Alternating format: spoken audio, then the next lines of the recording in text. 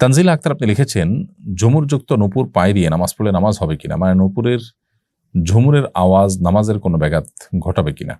মেয়েদের জন্য নূপুর পরা জায়েজ আছে। মহিলা সাহাবীদের অনেকে নূপুর পরেছেন, নবী সাল্লাল্লাহু আলাইহি ওয়াসাল্লাম সেটা অ্যালাউ করেছেন। বিশেষ করে আপনার গহনা হিসাবে আপনার রূপার নূপুর, বিভিন্ন আপনার অলংকার, নূপুর অলংকার হিসাবে আপনার নূপুর পরার ব্যাপারে শরীয়ত জায়েজ করেছেন, নবী সাল্লাল্লাহু আলাইহি ওয়াসাল্লাম এটাকে অ্যালাউ করেছেন। নামাজের সময় যদি নূপুর থাকে, নূপুরের যদি আওয়াজ হয়, এটাতে যদি নিজের মনোযোগে ব্যাঘাত সৃষ্টি না হয়, স্বাভাবিক হয়, তাহলে অসুবিধা নেই। আর যদি এটা অস্বাভাবিক পর্যায়ে আওয়াজ হয় এবং নামাজে মনোযোগের মধ্যে ব্যাঘাত সৃষ্টি হয়, তাহলে সেটা খুলে নামাজ পড়া উচিত।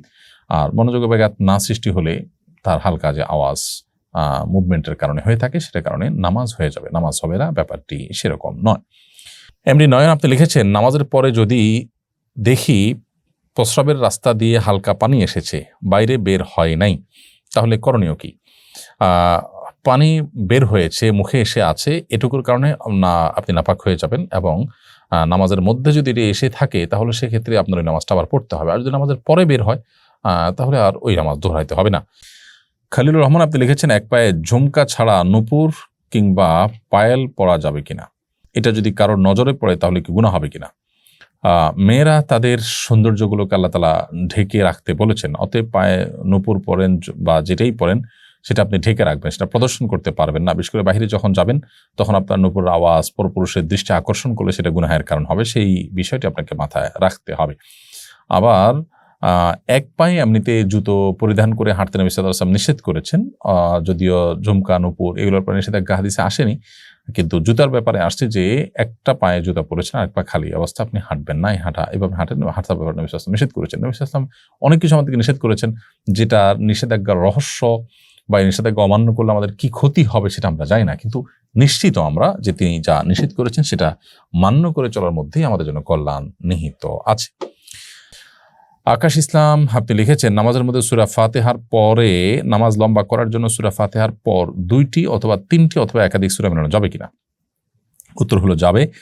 নামাজের পর সূরা ফাতিহার পর যে সূরা মেলানোর অপশন আছে, সেখানে আপনি 2টা-3টা সূরা পাঠ করতে পারেন, একটা সূরা বারবার পাঠ করতে পারবেন, কোনো অসুবিধা নেই।